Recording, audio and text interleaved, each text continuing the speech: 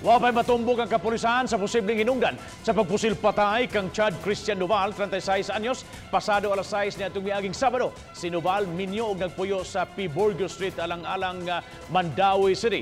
Nagbarog lang siya nitong higayuna sa may Sidicino Street sa Barangay Tipolo, samtang nanabako nakit-an usab sa mga saksi ang duha ka mga tawo nga nagmotorsiklo miduol kaniya nga nag-backrider nga nagsulob og helmet nga itom og nag-mask o nag-jacket ang miposil dayon sa biktima.